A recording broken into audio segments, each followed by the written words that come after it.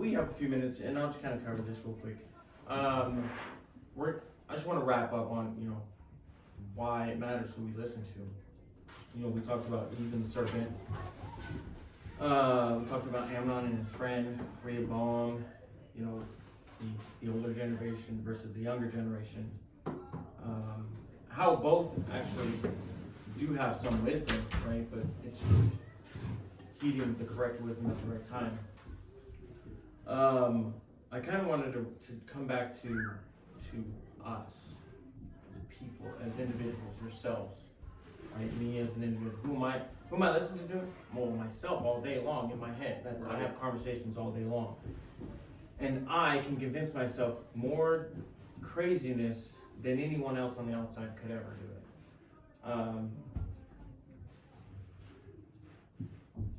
Trying to teach, right? I gave you kind of my rundown of my history of sports and what I've done. My kids have no idea of what I am capable of in sports. So they just see some guy trying to teach them, and they have no idea who it is that they're listening to. I'm not an expert, but I know more than most of the dads out there. And I'm trying to see it from their perspective and all this stuff, and I'm really trying to help them, and they're just not wanting to listen. Not at all. Not even kind of. Just cold shoulder. I know what I'm doing. I figured it out. I already got it. Good. I'm good, Dad. Go. It's like, dude, you're 9. You right? You don't have it all figured out. I'm sorry.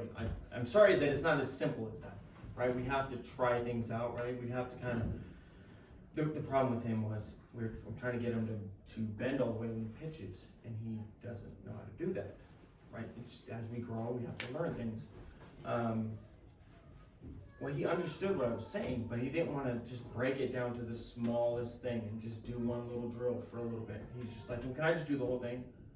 No, you have to get this one thing down so you can get into this next thing, so then you can do this next thing, so you can finally do the whole thing. And he can't see that, right? Because he's convinced himself that he already has it figured out. He doesn't need my help, right? And how often do we do that as believers? I know I've done that. I had it all pretty much figured out, so what's the problem? Why aren't I growing? I don't understand. What's the problem? I'm going to church, I'm kind of reading my Bible. I'm reading it, but I'm not reading it. I prayed before meals or a couple things. So why aren't I growing?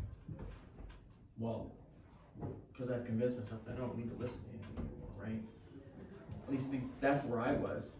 I would listen to so much preaching, and there were good messages. They would stick in a way, but I would never apply a single one of them. And it wasn't on purpose. I wasn't like, haha, I'm not gonna apply that. It was just, I was like, well, that's good. And then just never apply it, right? I never put into practice what other people had taught me for so long. I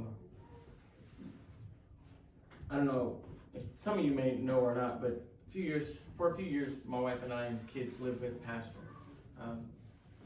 So pastor's my father-in-law.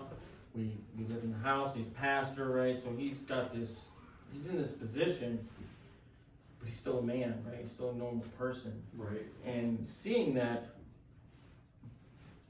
I deceived myself, right? I saw some weaknesses and thought, well, if he's got weaknesses, I can have weaknesses, and I'll just be fine, right? I don't need to move on, right? I don't need to grow in some of those areas that I know that I need to grow in, is what I'm talking about. Not areas that he's like, you need to do this, and I'm like, no, because I don't see you. It wasn't like that. It was just, you see little things. When you live with people, you see things in people that you just never thought you would see. And not in a bad way always, but just, right? You just see the real person.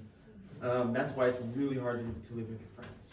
It's really difficult. I've done it numerous times, and almost every time it ends with non-friendship. I only have one friend that I've lived with that I'm still friends with. Crazy how that works. But really, like I said, we won't go long. You all know that the original sin wasn't Eve in the garden, right?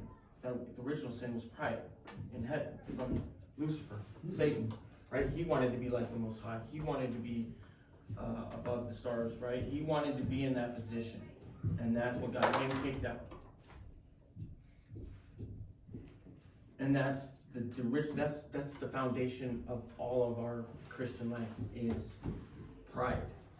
To me, it is the sin that starts it all off, right? It's that I don't need to listen to somebody, or I gotta figure it out.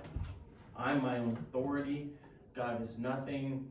And it's not even that God's nothing, right? We know that God is God, but since we don't get punished right away, we think that we can keep going. Like,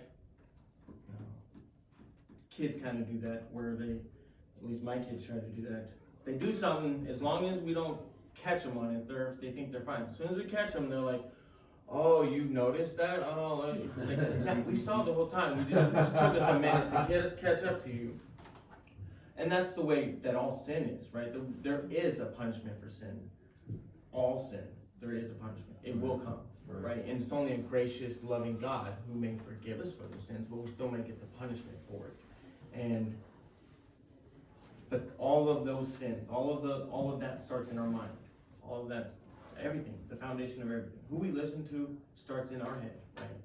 Listening to ourselves, and then deciding from there who is worthy to listen to and to what information to process, right? You come to church, obviously there's probably going to be some good information to listen to. You're flipping through your phone, probably not as much, just on average, right? At work, depends on where you work. You may get a good coworker who's encouraging, and man, that's exciting. But at my work, not many people are encouraging, and even the encouraging ones get very discouraged.